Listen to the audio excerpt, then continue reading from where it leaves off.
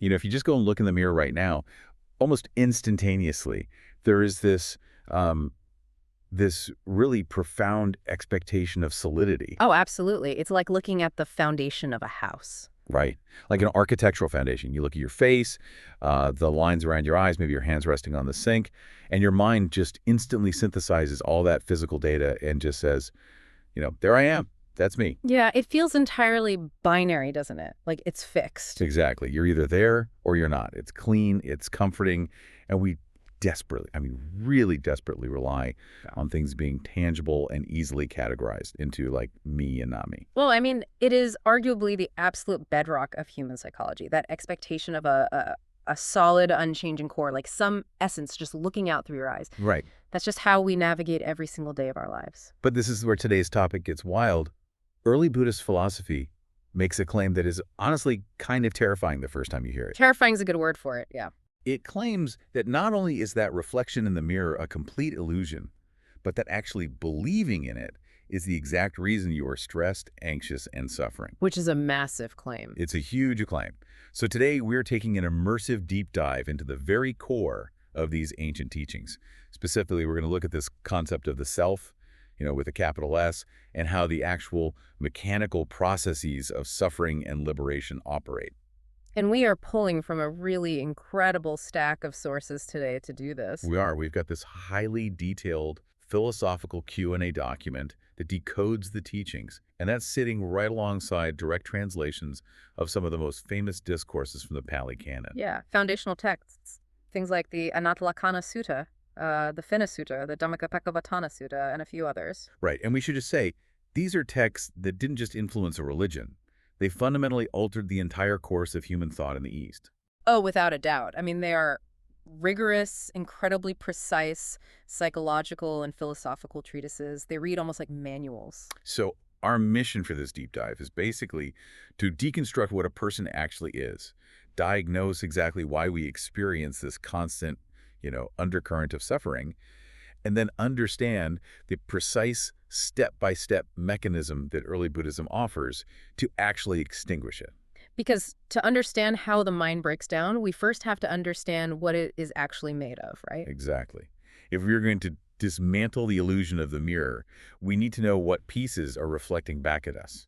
It's like if a mechanic wants to figure out why an engine is constantly overheating, they don't just stare at the hood of the car. No, that wouldn't do much. Right, they have to open it up, identify every single component, and see how the parts interact. And in the text we're looking at, the Buddha's answer to the question of, what is a person is something called the five aggregates. And this comes heavily from the Kanda Sutta, right? Yes. And it is so crucial to note right at the start that the Buddha didn't just stumble upon these five categories in some pre-existing local religious doctrine. He didn't just borrow it. No, he deliberately formulated this specific analytical framework. It was his primary operational tool, and those five aggregates are form, feeling, perception, mental formations, and consciousness. Okay, let's really spend some time unpacking this, because if we don't understand the parts, the rest of the philosophy just won't make any sense at all. Let's start with the first one, form. In Pali, the sources say this is rupa. What exactly falls under the category of form? So form is the physical body and all material phenomena. It's actually the only one of the five aggregates that is strictly physical. So like the literal stuff we're made of. Exactly. It includes your bones, your blood, the breath moving in and out of your lungs, but it also includes the physical world you interact with. Wait, so the outside world is included in my form aggregate? Well, it interacts with it, like the chair you were sitting on, the light waves hitting your retina, the sound waves entering your ear. The texts are very exhaustive about this. They describe form as literally anything physical. Past, future, present, internal, external, solid, or subtle. Okay, so it's just the raw physical material of existence, the matter. Yes, basically anything that has physical extension or resistance. Right. Okay, that one is relatively easy to wrap my head around. We have bodies, the world is made of stuff, easy enough. But then we move into the mental aggregates, and this is where I think the translations could really trip people up. Oh, definitely. Because the second aggregate is feeling, or Vedana. Now, in English, when I say feeling, I usually mean an emotion. Like I say, I feel sad today, or I feel patriotic, or I feel nostalgic. But the source document is very clear that this is not what Vedana means. Not at all. And that is a huge trap for modern readers. In this framework, Vedana is far more primal. It's far more microscopic. Microscopic how? It is the immediate, instantaneous tone of any given experience. And it only comes in 3 flavors: pleasant, unpleasant, or neutral. So it's like before the story even starts in your head. Exactly. Imagine you accidentally touch a hot stove before your brain even forms the thought, oh, I burned my hand, and long before you feel the complex emotion of anger at yourself for being clumsy. There's just the pain. Right. There is an instantaneous, raw flash of pure, unpleasant sensation. That raw unpleasantness is Vedana. Or, you step outside on a spring day and a cool breeze hits your face. Before you think, what a lovely day, there is just a microsecond of pure, pleasant tone. That is also Vedana. And what about neutral feeling? Because I feel like we ignore that one. We completely ignore it, but it's the baseline. Like right now, what does your left elbow feel like? I mean, nothing really. Right. Unless you have an injury, it probably doesn't feel overtly pleasant or unpleasant. It's just there. The tone is neutral. But your mind is constantly, endlessly, rapidly cycling through these 3 tones with every single sensory contact. That makes a lot of sense. That's like the binary, or, well, trinary, I guess. Mm-hmm. Code of experience, Mm-hmm. pleasant, unpleasant, neutral. Exactly. So then we move to the third aggregate, which is perception, or sana. How does that differ from the raw feeling? Perception is the mind's recognition and labeling function. It's basically the categorization department. Okay. So when light hits your eye and you experience a visual form, and maybe there's a pleasant feeling associated with it, it's the perception aggregate that instantly matches that shape and color against your memory bank and says, oh, that's a tree, or that is the color red, or that is a dog. So it's the part of me that makes sense of the raw data. It draws the borders around objects so the world isn't just a chaotic blur of colors and noise. Precisely. It isolates and identifies. You hear a loud noise. The form is the actual physical sound wave. The feeling might be an unpleasant jolt, but the perception is the mind saying, that was a car backfiring, or that was a gunshot. Which naturally leads right into the fourth aggregate, mental formations, or sankhara. If feeling is the raw tone and perception is the label, what are formations? Formations encompass everything you decide to do about the experience. This is the realm of volition, intention, habitual reactions, and all those complex emotions we were talking about earlier. So this is where the action happens. Yeah, it's the karma-generating part of the mind. This is honestly where your personality really seems to live. Let me see if I can string these together with an example just to make sure I'm following the mechanics here. Let's say I'm driving to work and someone suddenly cuts me off in traffic. Okay, let's run that through the aggregates. Right, so the physical presence of their car swerving into my lane, the actual light waves hitting my eyes, that's form. Yep. The immediate involuntary spike of adrenaline and the sharp jarring sensation in my chest, that's an unpleasant feeling. Got on. Then my brain instantly recognizing the shape of the vehicle and categorizing the event as, reckless driver cutting me off, that's perception. Perfect so far. And the formations. The formations would be my immediate reaction. Right. So the surge of actual anger, the physical decision to lay on the horn, the mental habit of thinking, oh, people in this city are terrible drivers. It's my volitional response to the event. Exactly. And the formations aggregate is incredibly vast. It includes everything from minor urges like deciding to scratch an itch to massive life-altering intentions like deciding to quit your job. Wow, so it's a huge bucket. It's massive. It includes all your biases, your fears, your loves, your hatreds. It is the active, constructing force of the mind. Which leaves the fifth and final aggregate, consciousness. Right. But if we've already covered the physical stuff, the raw feelings, the labels, and the complex reactions, what is actually left for consciousness to do? I mean, isn't consciousness all of that combined? Not in this system, no. Here, consciousness is defined much more narrowly. It is simply the bare awareness of a sense object. It is the foundational knowing that an event is happening at one of the sense doors. So it's kind of like the screen of a television, or like the electricity running through it. The texts often compare it to a light being turned on in a dark room. Oh, I like that. Yeah, the light doesn't judge the furniture, it doesn't label the sofa or feel pleased by the rug. It just illuminates the room so that the other functions can actually occur. Uh-huh. Without consciousness, the other mental aggregates literally have no stage to play on. Right. If you're unconscious, nothing's happening. Exactly. If there is no visual consciousness, you can't have a feeling or a perception about a visual form. So form, feeling, perception, formations, and consciousness.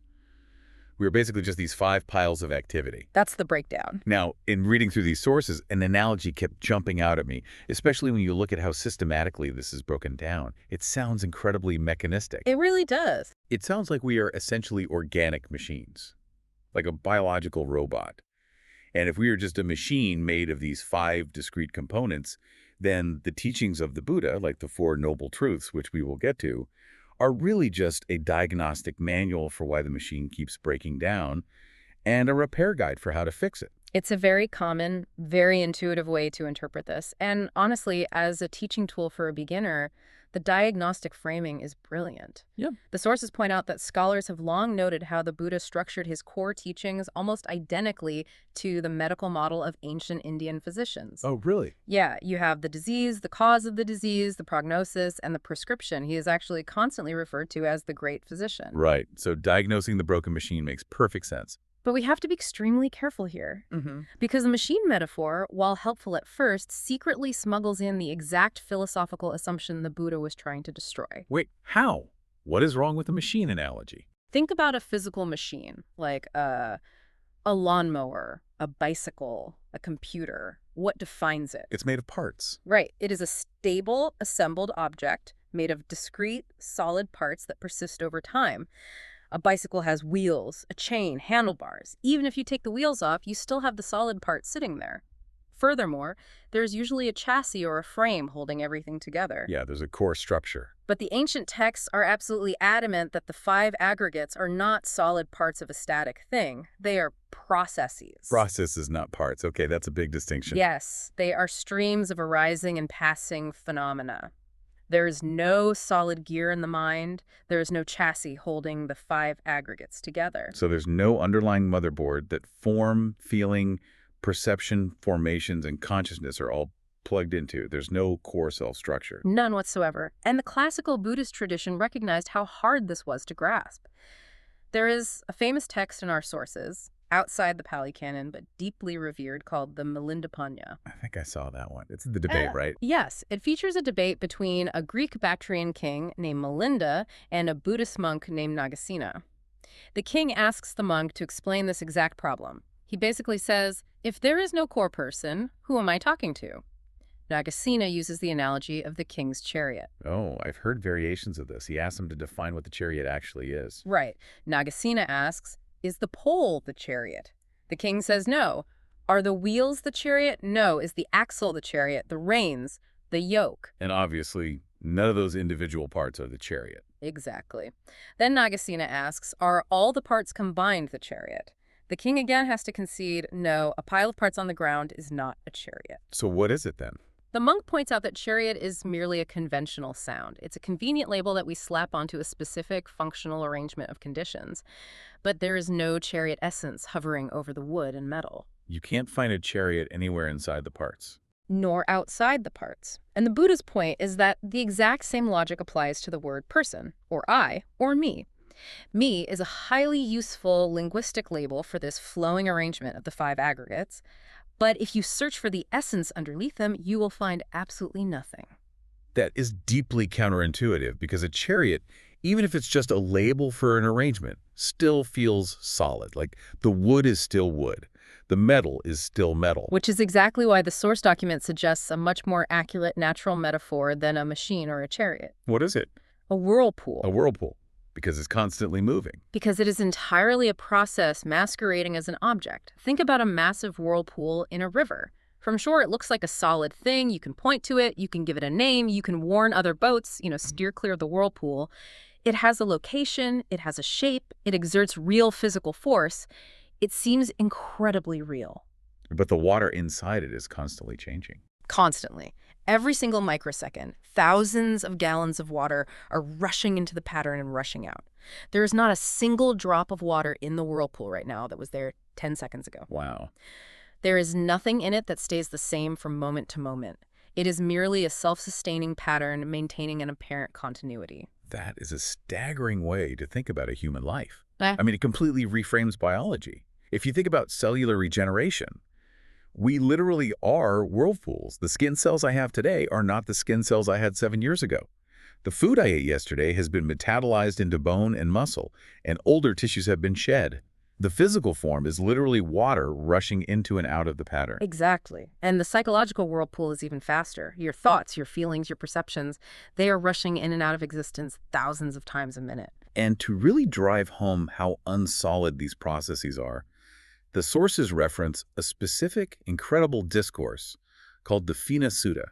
It's known as the Discourse on Foam, and it uses these incredibly vivid poetic similes for each of the 5 aggregates to show just how vacuous they really are. The imagery in the Fina Sutta is brilliant because it bypasses the analytical brain and hits your intuition directly.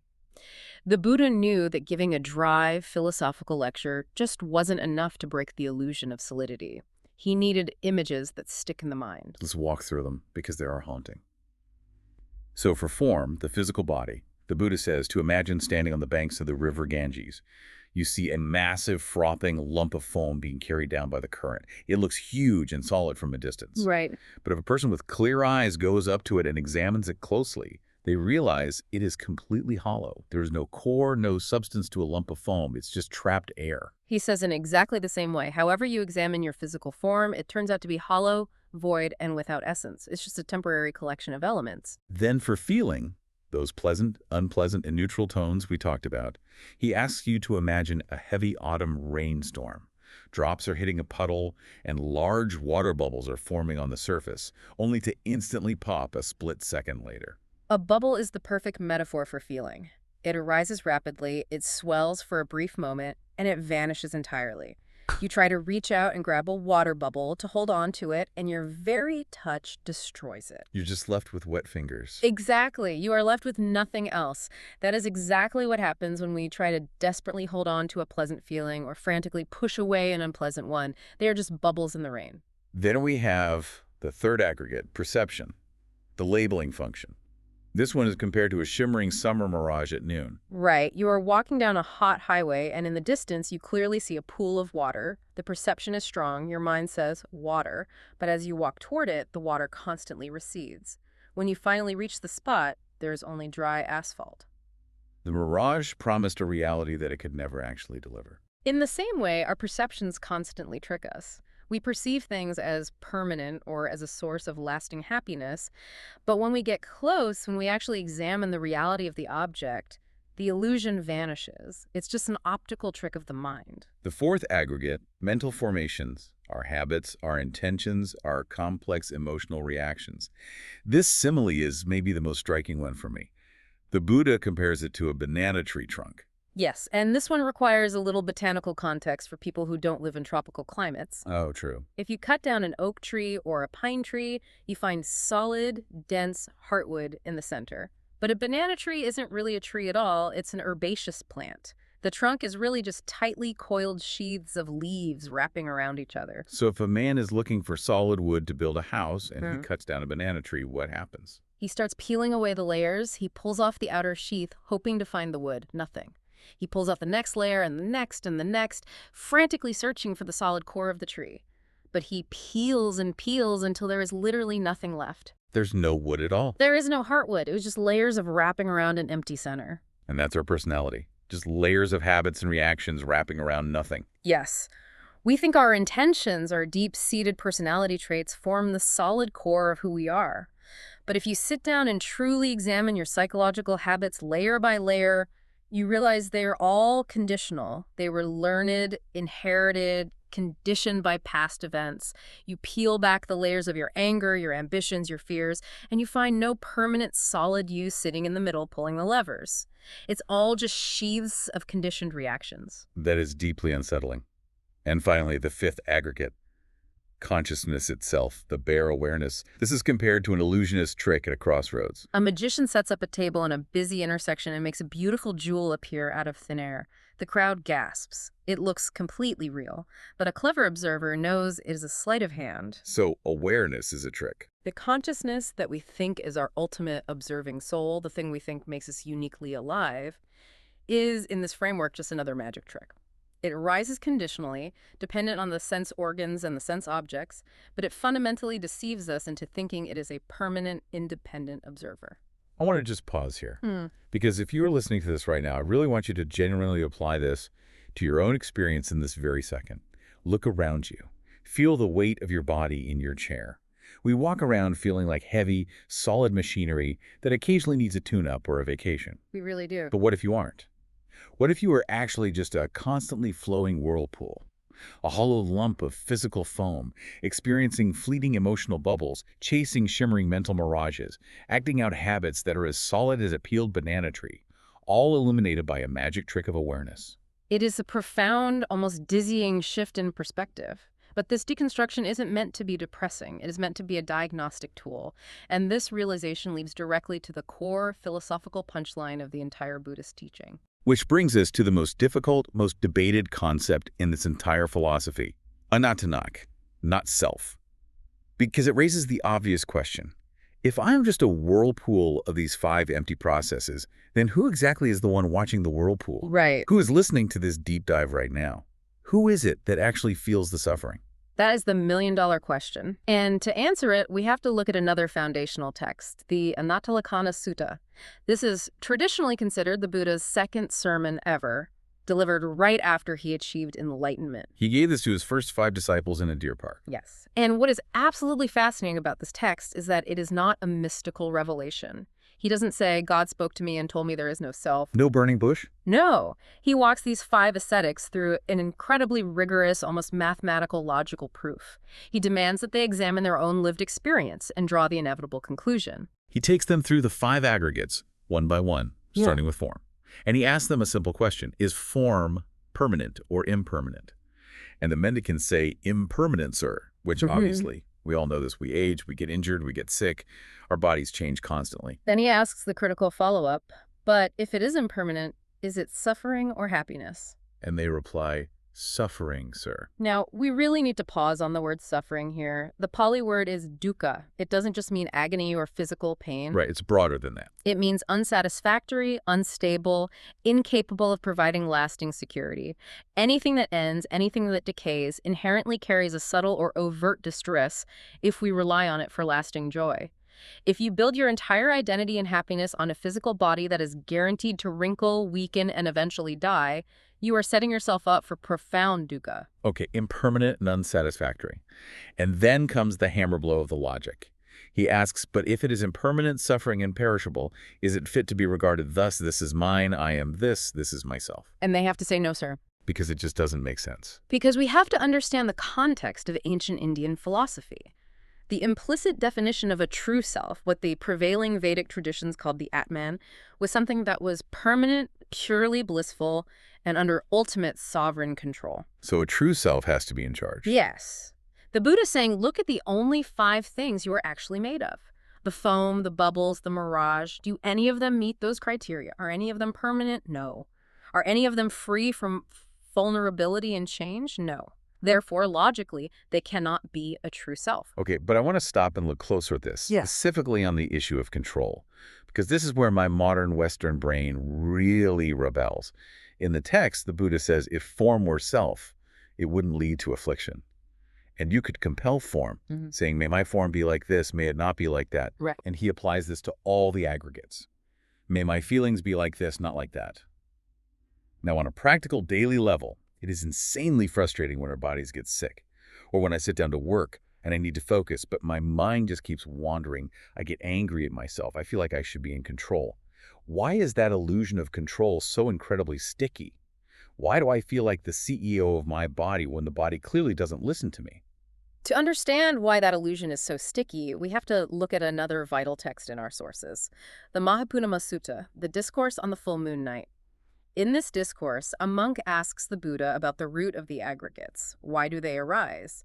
And the Buddha makes a subtle but absolutely vital distinction between the 5 aggregates and the 5 grasping aggregates. Wait, those are different things, the 5 aggregates versus the 5 grasping aggregates. Subtly but crucially, yes. Think about it this way.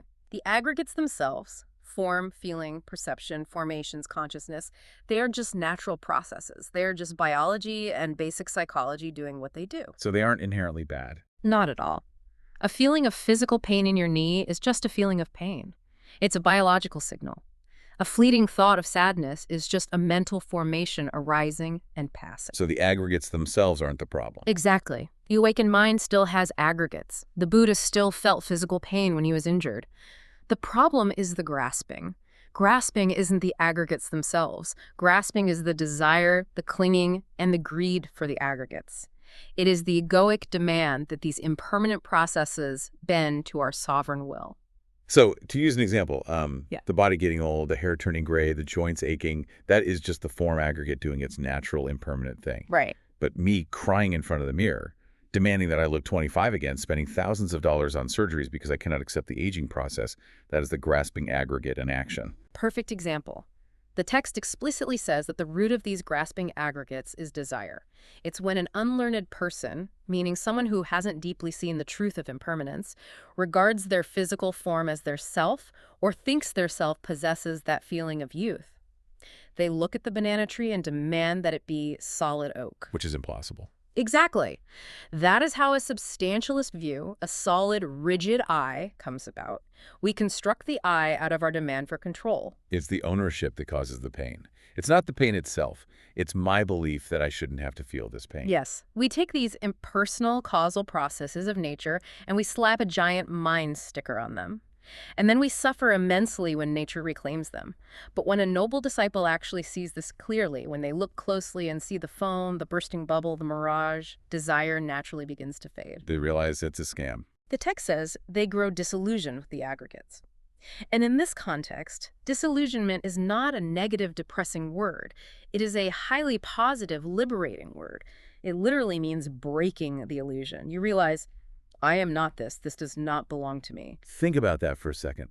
Really consider how much suffering in your everyday life, how much anxiety, anger, and stress comes simply from demanding that an impermanent body, a fleeting emotion, or an unpredictable world bend to your absolute will. Oh. We are literally fighting gravity and getting furiously angry every time we fall down. And that profound realization that our suffering is caused by clinging to things that cannot be clung to is the threshold to the next major framework in the teachings. Because once we've established that this grasping is the root of the problem, we have to define that problem practically. We need the actual medical diagnosis. Which brings us to the most famous teaching in all of Buddhism, the Four Noble Truths. This is outlined in the Dhammacakkappavattana Sutta, which translates to setting the wheel of the Dhamma in motion. This was the very first sermon the Buddha gave. Right. And he begins it by outlining the middle way. He tells his disciples that he discovered a path that avoids two extreme dead ends. On one side, you have pure sensual indulgence, the belief that happiness comes from maximizing physical pleasure and wealth. Hedonism, basically. Exactly. On the other side, you have severe ascetic self-mortification, the belief that you have to punish the body and starve yourself to achieve spiritual purity. He had spent years trying both extremes and realized neither led to ultimate liberation. The middle way is the path between them. And the core of that middle way is the Four Noble Truths. I'll outline them briefly, and then I want to dive into the metaphor the sources use, because it completely changed how I understand this. The truths are, 1, the truth of suffering, or dukkha; 2, the origin of suffering, which is craving; 3, the cessation of suffering; and 4, the path that leads to that cessation. Right. But reading through our source material, they offer a truly profound way to reframe these four truths, using an ancient victoral analogy, the analogy of fire. The fire analogy is brilliant, and the Buddha himself used it constantly. In fact, he has a whole discourse called the Adittapariya Sutta, the fire sermon, where he declares that the entire world of the senses is burning. But to understand it properly, we have to be very precise about the components. We have to map out what is the fire, what is the fuel, and what is actually burning. Okay, let's lay it out. What is the fire? The fire itself is the defilements of the mind. Specifically, the texts identify the three root fires as greed, hatred, and delusion. These are the active, burning, destructive forces. Whenever you feel intense anger or desperate craving for something you don't have or deep confusion, your mind is literally on fire. Okay, so the defilements are the fire. But a fire can't burn without a fuel source. What is the fuel? The fuel that keeps the fire raging is craving, or tanha, and clinging, which is upadana. Now, this is a fascinating linguistic detail. In Pali, the word upadana does double duty. It means clinging or grasping, but its literal physical translation is fuel or sustenance, specifically the fuel that sustains a fire. Yeah, so the origin of suffering, the second noble truth, is the act of throwing more logs onto the flames. So craving is the hand picking up the logs, and clinging is throwing them in. Exactly. Then we have the third component, the burning itself, the painful heat, the damage to the structure, the agonizing experience of being consumed by the flames. That heat is dukkha. That is the suffering. Well, okay. Notice the distinction. The suffering is the effect of the fire. It is not the fire itself. Which brings us to the most brutal question. If there is a fire, and there is fuel, and there is heat, what exactly is on fire? What is burning down? The aggregates, the mind and body, the 5 fuel heaps, the very components of your existence are what gets consumed by the flames of greed, hatred, and delusion. That is such a stark, intense image. So let's map the 4 noble truths onto this. The first noble truth, suffering, is the honest, unflinching recognition that you are currently on fire. You stop pretending everything is fine, you feel the heat, and you admit it hurts. The second noble truth, origin, is realizing that the fire isn't a random punishment from the universe. It has a specific fuel source, which is your own craving. You are the one throwing the logs on the fire. Right. And then we hit the third noble truth, cessation, or nibbana, or nirvana in Sanskrit. And here, the literal translation of the word is vital. Nibbana literally means extinguishing or unbinding. Like blowing out a candle. Exactly. It is the state of a fire when it has run out of fuel. If you stop throwing logs into the furnace, the fire naturally goes out. And the fourth noble truth is the path, which is essentially the practical, step-by-step instructions on how to put down the logs. Exactly. And notice the profound psychological brilliance of the third truth, nibbana. How do you put out a raging fire? You don't put it out by attacking the flames directly. If you punch a fire, you just get burned. Yeah, that won't work. In the same way, you cannot just use sheer willpower to stop being angry or to stop feeling greed. If you hate your anger, you're just throwing the log of hatred onto the fire of anger. It burns hotter. You extinguish the fire by patiently, methodically ceasing to feed it fuel.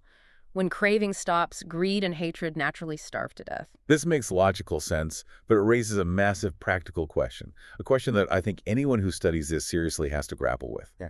If nibbana means extinguishing the fire and craving is the engine of all our actions, I mean, think about it. I get out of bed because I crave keeping my job.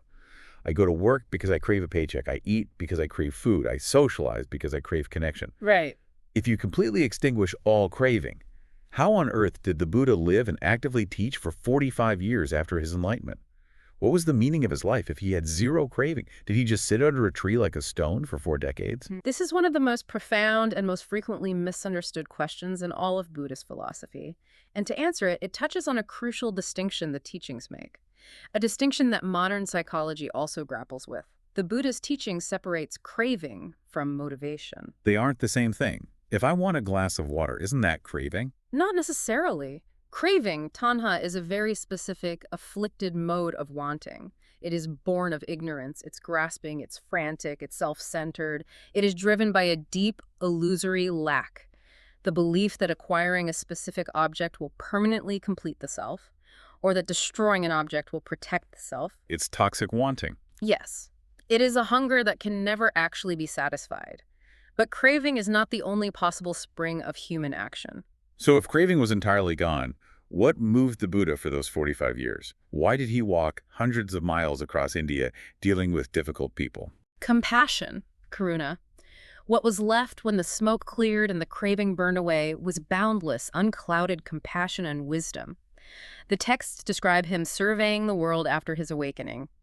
He looked out and saw beings who were essentially drowning in an ocean of their own making, who were burning alive because they didn't understand the mechanics of the fire. They just needed help. They just needed to hear the Dhamma, the truth of how things work. He didn't teach because he craved followers. He didn't build a monastic community because he craved fame or even a historical legacy. He taught purely out of compassion for the suffering of others. It's action without a self-centered agenda. Action without friction. Precisely. Things happened through him, but they were no longer for him. He still ate food, he walked, he slept, he founded a massive, complex community, he handled intense disputes between monks and kings, but he did it all without the burning. The tradition actually distinguishes between 2 stages of this. There is nibbana with residue and nibbana without residue. What's the difference? Nibbana with residue is the state of a living, awakened person, an arhat or a Buddha. The fire of craving is completely out, but the physical and mental aggregates, the body, the basic nervous system, the memories, are still running on past momentum. So they still exist physically? Yes. It's like a warm ember after the flame is gone, or an engine that has been turned off but the fan blades are still spinning down. They still experience physical pain but no mental anguish. Then, nibbana without residue happens at their physical death when even those aggregates cease entirely and are not reborn. So a life without craving isn't a life without purpose. It's purpose without hunger. It's action born from clarity rather than deficit. That's a beautiful way to frame it. Now, speaking of highly awakened figures, our source document actually tackles a fascinating, somewhat provocative question that bridges East and West. It asks from a strict Buddhist philosophical perspective, did Jesus Christ attain Nibbana? It's a fascinating intellectual exercise. It's a great test case for understanding the strict doctrinal definitions of early Buddhism versus a broader, perhaps more experiential interpretation of what ultimate awakening looks like in practice. And we should say clearly here, for the listener, we are just looking at the impartial analysis provided in the sources, mapping one complex philosophical framework onto another. We aren't taking theological sides, just exploring how these ideas interact. So how does the source text break this down? It looks at it through two distinct lenses. First, through the lens of strict, classical, early Buddhist doctrinal criteria. And through that strict lens, the answer would likely be no. Why? Because of the specific metaphysical claims Jesus made. Jesus' teachings emphatically affirm the existence of an eternal creator God and the promise of an everlasting individual soul. Right, eternal life in the kingdom of heaven is the core promise of the gospel. And in early Buddhism, craving for eternal existence, which they call bhavatana, and the belief in a permanent, unchanging self are categorized under eternalism. The Buddha explicitly labeled eternalism as a profound delusion, one of the primary chains that binds a being to the cycle of suffering. So it's fundamentally opposed. Nibbana requires the absolute, complete uprooting of any self-view, whether mortal or eternal. So doctrinally speaking, affirming an eternal soul is fundamentally incompatible with the state of Nibbana. But the source document also offers a second perspective, doesn't it? A different way to look at his actions rather than his metaphysics. Yes. From the perspective of many later Buddhists, particularly in the Mahayana tradition, and prominent figures like Thich Nhat Hanh or the Dalai Lama have spoken to this, Jesus displayed the absolute highest qualities that Buddhism prizes: radical, boundless compassion, unconditional love for his enemies, the ability to express genuine forgiveness while undergoing the extreme physical torture of execution, absolute freedom from greed for worldly power or wealth. The ultimate manifestation of unselfishness. Exactly. Some Mahayana frameworks use a concept called skillful means, or upaya. This suggests that a truly awakened being doesn't just teach absolute truth in a vacuum. They teach using the vocabulary, the cultural concepts, and the worldview that their specific audience can actually understand and benefit from. So adapting the message to the time and place. So from this viewpoint, the God language and the eternal soul concepts could be seen as a skillful vehicle, a necessary raft tailored for first-century Judea, aimed at leading people toward ultimate compassion and self-emptying. The text highlights this as a profound tension within Buddhist analysis. Do you define ultimate awakening purely by holding the correct metaphysical view of emptiness, or do you define it by the absolute extinguishing of greed, hatred, and self-interest in the heart? It's a brilliant philosophical tension to ponder. It forces you to ask what awakening really looks like in the flesh. But this brings us right back to the mechanics of that very craving and self-interest, because we've established that craving is the fuel that keeps the fire of suffering going. But how exactly does that fuel get delivered to the fire, moment by moment? How does the conveyor belt work? If I'm perfectly calm right now, how do I end up furious 5 minutes from now? And that vital question takes us to the doctrine of dependent origination, or paticcasamuppada. If the 5 aggregates are the static parts list of a person, dependent origination is the dynamic wiring diagram. It shows exactly how the machine operates, how the energy flows, and how the system catches fire. It is the causal chain of existence. The Buddha said that whoever sees dependent origination sees the Dhamma, and whoever sees the Dhamma sees dependent origination. It is that central. Wow. It explains how suffering arises not from a single root cause, like original sin, but through a continuous sequence of conditions where each link directly gives rise to the next in an endless loop. Now, in the texts, this is traditionally laid out as a chain of 12 links. And normally, reading a list of 12 ancient concepts is a great way to put a listener to sleep. So instead of just listing them, let's trace this wiring diagram using a real-world scenario. Let's see how the chain actually operates in a split second of daily life. That's the best way to understand it. Give me a scenario. Okay. I am sitting at my desk feeling completely neutral. My phone buzzes. I look at it, and it's a deeply critical, insulting text message from a coworker. Suddenly, my heart rate spikes, my face gets hot, and I'm consumed by an intense desire to text back something vicious. I'm fully suffering. Walk me through the wiring diagram of how I got from neutral to burning. Okay, let's slow that microsecond down into frames. The entire chain operates on a foundation of link 1, ignorance. Because you are not fully awakened, you have a latent underlying ignorance regarding the four noble truths and the illusion of self. You are primed to take things personally.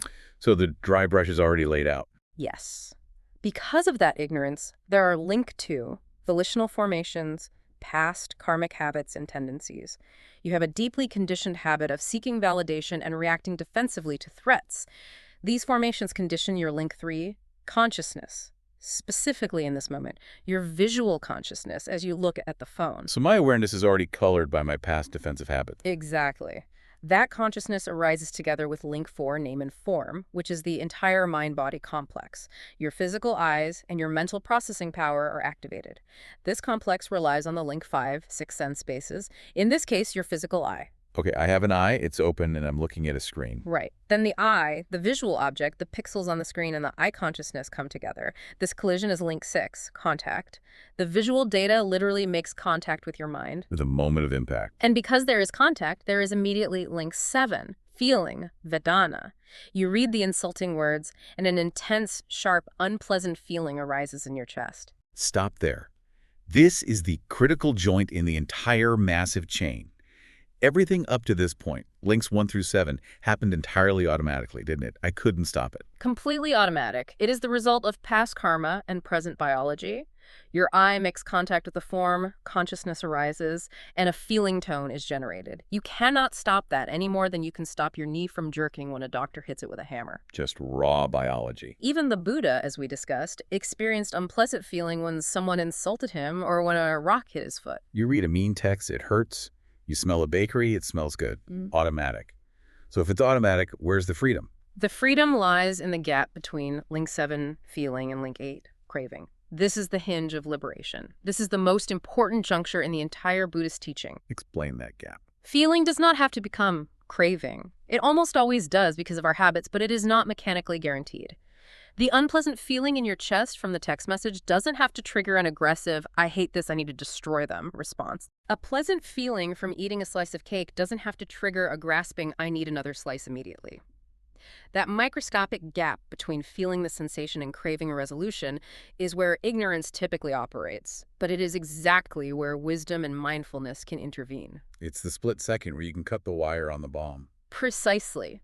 If you are deeply mindful at the feeling link, if you can observe the hot sensation in your chest and just say, unpleasant feeling is arising, without taking ownership of it, the chain breaks. The craving never forms. The fuel never gets delivered to the fire. You feel the pain of the insult, but you do not suffer. But let's be honest, in my scenario, I wasn't mindful. I reacted. The wire didn't get cut, so what happens next? The unpleasant feeling immediately conditions link 8, craving. You desperately crave vindication. You crave removing the unpleasantness. That craving quickly intensifies into link 9, clinging. You grab onto the anger. You start rehearsing arguments in your head. You cling to the narrative of how wrong they are. Which leads to link 10. And I have to admit, this is where the terminology always trips me up. Link 10 is becoming, or bhava. And then link 11 is birth. I struggle with becoming before birth. What exactly is becoming? Is it just momentum? It is a notoriously tricky concept, but the source text explains it beautifully. It points out that there are two ways to understand becoming and birth: the macro 3-life model and the micro psychological model. Let's stick with your text message scenario for the psychological model. Okay, so I'm clinging to my anger. How do I become? Out of your intense clinging to that anger, a self is constructed in real time. Your aggregates reorganize themselves to be the protagonist of this drama. You construct an identity: the offended one, the victim, the righteous colleague who is going to put this person in their place. I literally become an angry person. Yes, bhava is the psychological process of generating an identity around the clinging. The energy gathers, the stance is taken. And then birth, link 11, is the full conscious arising of that specific identity in the moment. You fully identify as the angry person, and you type out the vicious reply and hit send. Wow. And then what is link 12, aging and death, in this micro scenario? That specific angry identity you just gave birth to is unstable. It is impermanent. 10 minutes after you send the text, the adrenaline fades, the anger subsides, that's the aging, and that specific ego state collapses, that's death. You might then feel regret, which starts a whole new chain of feeling, craving, and becoming a guilty person. That is mind-blowing. So I am being born and dying psychologically hundreds of times a single day. Every time I get offended, every time I get greedy, every time I get anxious, a mini-self is born, suffers, and dies. Exactly. The wheel of samsara isn't just cosmic, it is happening right between your ears all day long. Now, scale that up to the macro level, the classical three-life model of karma. The exact same mechanism applies across lifetimes. Craving and clinging generate intentional actions, karma. Over a lifetime, this accumulates as a massive karmic force, a trajectory. So how does becoming and birth work at the end of a life? In the macro sense, becoming is that loaded momentum pressing toward a new existence at the moment of death. Think of it like a pregnancy before delivery. The karmic energy is gathered, the direction is set by your lifelong habits of craving, and birth is just the actualization of that momentum into a new physical life. Okay, stop right there because this sounds a lot like a soul reincarnating. If I accumulate karma throughout my life and that karma pushes me into a new birth, how is bhava, this becoming, any different from a soul just changing bodies like a person changing clothes? This is the exact point where the Buddha radically broke away from every other religion and philosophy of his time, and it's why Buddhism is so unique. The Hindu concept of the Atman, the Christian concept of the soul, the Jain concept of the jiva, these all rely on an unchanging, permanent entity that travels from life to life. The passenger inside the vehicle, the body dies, the passenger gets out and gets into a new car. Exactly. But the Buddhist model of dependent origination says nothing travels, there is no passenger, there is no soul crossing the boundary of death. It is transmission without transfer. Transmission without transfer. That sounds like a riddle. How does information or momentum move if nothing physically or spiritually crosses over? The classical ancient analogies for this are brilliant, and they actually sound a lot like modern physics. Think of one candle lighting a second candle. The first candle is burning down. You bring a second unlit candle to it. The flame ignites the second wick, and the first candle blows out. Did the flame from the first candle physically move to the second? Is it a soul flame that traveled? No.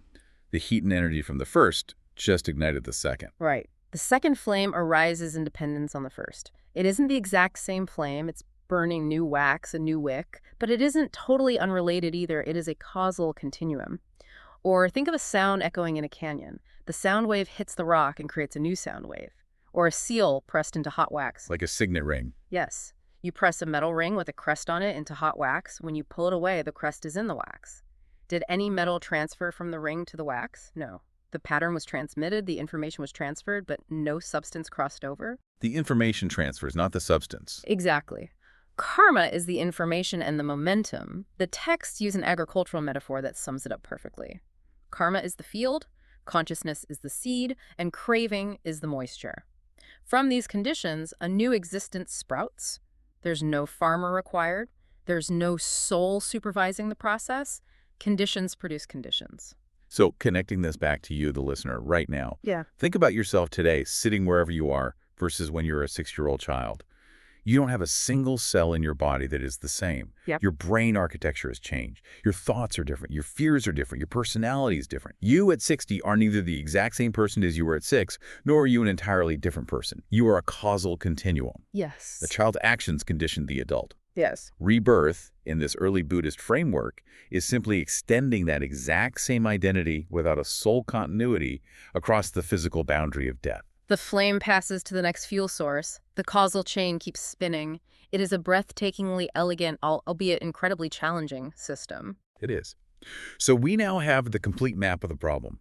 We've disassembled the machine of the self into the 5 aggregates. We've seen how they catch fire through the grasping of craving. We've traced the precise wiring diagram of how that fuel is delivered through the 12 links of dependent origination and how it traps us in endless cycles of becoming. We have. So the ultimate question remains, how do we actually put the fire out? How do we break the chain at that crucial link of feeling? Which brings us to the 4th noble truth, the final piece of the puzzle. The mechanics of the path, specifically the Noble Eightfold Path. The Eightfold Path is traditionally divided into 3 trainings: wisdom, ethics, and meditation. Wisdom includes right view and right intention. Ethics covers right speech, right action, and right livelihood. And meditation encompasses right effort, right mindfulness, and right concentration.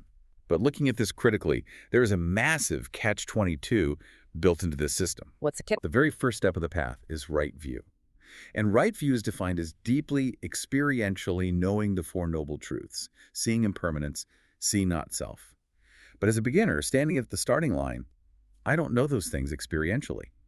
My reality is the exact opposite. I still feel like a solid self. I still cling to my anger.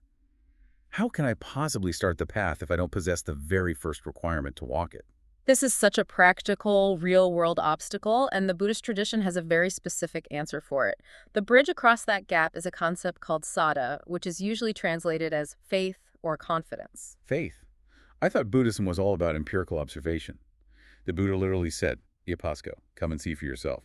Faith sounds like blindly accepting dogma. It does in a Western context, but Buddhist faith sada is entirely different. It isn't blind belief in a supernatural dogma that you can never verify until you die. It is provisional trust. Provisional trust, like a working hypothesis. Think about it like going to a specialist doctor with a complex, painful illness. The doctor runs tests, gives you a diagnosis, and hands you a prescription. Now, you don't have a medical degree. You cannot verify the molecular biology of the medicine right then and there. No, I wouldn't have a clue. But based on the doctor's reputation, the logical coherence of their explanation, and perhaps seeing other patients in the waiting room who've gotten better, you have enough provisional trust to go to the pharmacy and take the pills. You trust the map before you can actually see the territory. Exactly. You adopt right view conceptually at first. You say, okay, the Buddha says my craving is causing my suffering. I'll trust that hypothesis. That provisional trust motivates you to practice the ethics, don't lie, don't steal, don't kill, and the meditation. And as you sit on the cushion and meditate, you start actually seeing the impermanence in your own mind. You see the bubble of feeling pop. You see the craving directly causing stress in your chest. And as you see it yourself, the belief transforms into direct verification. The faith eats itself. Perfectly said. The faith is designed to be self-consuming.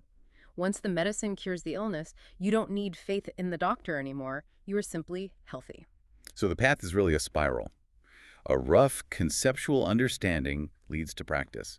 The practice yields a tiny bit of insight which deepens your understanding, which refines the practice, looping higher and higher. Exactly. And the main engine of that meditation practice, the tool that actually cuts the wire between feeling and craving, is right mindfulness, specifically the practice of Mahasatipatthana. Now, I want to clarify something here, because mindfulness has become a massive buzzword today. It's sold as corporate stress relief. A common misconception in modern secular mindfulness is that you just sit there and neutrally, passively observe your feelings. Oh, I feel angry. Oh, I feel sad. My knee hurts. The idea is that just being aware of the present moment is enough to stop the chain of dependent origination. But the sources suggest that is vastly incomplete. It is a massive oversimplification and honestly a bit of a distortion of the original text. Mere bare awareness without right view is just suppression. If you just neutrally watch a feeling of anger without insight, you might stop yourself from yelling at your coworker, which is good for your career, but you haven't uprooted the cause of the anger, you're just managing symptoms. In fact, the texts point out something startling about passive awareness. Ignorance lies latent precisely in neutral feeling. Wait, what? Ignorance hides in the boring moments. Yes. We usually think of our spiritual obstacles as loud and dramatic. We spot lust when there's a pleasant feeling. We spot anger when there's a painful feeling.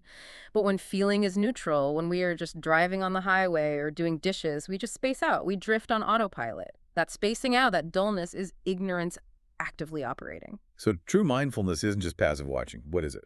True Satipatthana, right mindfulness, involves an active investigative framework. It is watching the aggregates through the specific lens of the Four Noble Truths. You don't just passively note anger is present. You actively note this feeling is an aggregate. It arose conditionally. It is impermanent. It is not me. Clinging to it will cause dukkha. You are using the intellect to direct the attention until the attention sees the truth on its own. The texts say you establish mindfulness to the extent necessary for bare knowledge and continuous mindfulness, abiding independent, not clinging to anything in the world. You're actively dismantling the illusion while you observe it. You're taking the engine apart while it's running. Okay, I love this, but here's where it gets really interesting. Because when you look at the progression of meditation in these texts, there's a list called the 7 factors of awakening. These are qualities that develop through this intensive mindfulness. They are mindfulness, investigation, energy, rapture, tranquility, concentration, and equanimity. Look at factor 4, rapture, or in Pali, piyati. A profound, intense sense of joy, physical thrill, and mental uplift. But wait a minute. We'd spent the last 45 minutes establishing that craving arises from pleasant feelings. The whole problem is that we like feeling good, so we grasp at it and catch on fire. Why on earth is the path to liberation deliberately cultivating a rapturous, intensely pleasant feeling? Isn't getting blissed out in meditation just another trap? Aren't we just substituting worldly craving for spiritual craving? It's a brilliant question, and it's one the Buddha addressed directly because his own monks were confused by it. He drew a hard, uncompromising line between two fundamentally different types of pleasant feeling. He called them samisa and niramisa. What's the difference? Samisa means of the flesh. It is pleasure born of sensuality, of acquiring things, of worldly success, the pleasure of eating a pizza, winning an argument, getting a promotion. Samisa pleasure fundamentally requires grasping. You have to hold on to the object to get the pleasure, therefore it feeds craving. And niramisa. Niramisa means not of the flesh. It is this profound pleasure born of seclusion, of the mind settling, and most importantly, of letting go. So the pleasure of a quiet, settled mind is actually different in kind, not just degree. Yes. Because niramisa pleasure, this meditative rapture, is caused by relinquishment. You literally cannot achieve it if you are grasping. It only arises when the five hindrances of the mind, sensual desire, ill will, sloth, restlessness, and doubt, temporarily subside. So the joy is a symptom of freedom. It rewards letting go. So it's safe to enjoy. It won't cause craving. It is a highly calculated, necessary tool. The path uses this pleasant niramisa feeling like a controlled burn to fight a wildfire. You cannot just tell a human mind to stop wanting worldly pleasures without giving it a superior alternative. Because we're wired for pleasure. Exactly. The mind needs joy. The rapture of meditation displaces sensual craving by offering the mind something vastly superior, more refined, and completely internal. It proves to the mind that it doesn't need external objects to be happy. It's the carrot that gets you to drop the stick. Exactly. But to your point, it can become a subtle trap if a meditator gets attached to the bliss itself and stops progressing. That is exactly why rapture is only factor 4 out of 7. It is designed to be transitional. The texts say that as practice matures, the intensity of rapture becomes exhausting. The mind naturally wants to let it go. Rapture settles into tranquility, factor 5, which deepens into laser-like concentration, factor 6, and finally matures into the ultimate goal of the mind, equanimity, or a pekka, factor 7. Equanimity. Absolute, unshakable balance regardless what is happening. The mind is perfectly still, whether it's being praised or insulted, or whether there's pain or pleasure. Exactly. The rapture does the heavy lifting to pull you out of the gravity well of worldly craving, but once you're in orbit, you let go of the rapture too, settling into perfect equanimity. And from that space of equanimity, the mind can clearly see the absolute cessation of the aggregates. The fire goes out. What a massive, breathtaking journey this framework is. We've covered an immense amount of ground today. We started by looking in the mirror and completely disassembling the machine of the self into the 5 aggregates: form, feeling, perception, choices, and consciousness. We saw how they are flowing processes, like a whirlpool or a lump of foam, not solid parts. We saw how our desperate grasping to own them and control them is the delusion that directly leads to dukkha, to our suffering. We looked at the 4 noble truths, seeing how those very aggregates catch fire through the fuel of our own craving and clinging. We mapped the exact microsecond wiring diagram of how that fuel is delivered through dependent origination, how a feeling becomes a craving, and how that creates a temporary identity. And we explored the Noble Eightfold Path, using provisional trust to step onto the path, and utilizing the controlled burn of right mindfulness and spiritual joy to finally put down the logs and extinguish the fire. It is a towering intellectual and psychological achievement. But as we wrap up this deep dive, I want to ask you for one final thought. We've laid out this logical, brilliant system. It makes perfect sense on paper. But why is it all so incredibly hard to actually see and execute in our daily lives? If the self is just an illusion, why are we so stubbornly, fiercely attached to me? The ancient texts leave us with a truly striking, almost provocative thought to mull over regarding exactly that fear. The self isn't a static mistake we made in the distant past that we just need to correct once. It is a verb. It is being continuously manufactured by your grasping right now, in this very millisecond. It feels so overwhelmingly real because you are actively building it every time you crave something or push something away. We are the ones constantly spinning the water in the whirlpool to keep it going. Yes. And furthermore, the Buddha pointed out the tragic irony of our condition. We are terrified to look closely at this process. We avoid deep meditation. We distract ourselves with screens and busy work because we fear losing ourselves. We think, if I let go of this, if I stop grasping, I will vanish into nothingness. I will be annihilated. But the profound insight of the teaching is that this fear is just being troubled about something that is non-existent both externally and internally. You can't destroy an illusion. Exactly. You cannot destroy the self because it was never a solid thing to begin with. You cannot lose the chassis of the chariot because there never was a chassis. You are terrified of losing something you never actually had. You are terrified of losing something you never actually had. That is going to stick with me for a long, long time. It brings us right back to the mirror we started with. The reflection is just light waves. The solid core is just a habit of perception. The X-ray machine is broken. The mirror is shattered. But maybe, just maybe, the empty space left behind when the illusion drops is exactly what ultimate freedom looks like. Thank you all for joining us on this deep dive into the mind. Remember, the philosophical map we discussed today is only validated by the actual territory of your own experience. So take this out into your day. Watch your aggregates, notice the gap between your feelings and your cravings, and keep exploring.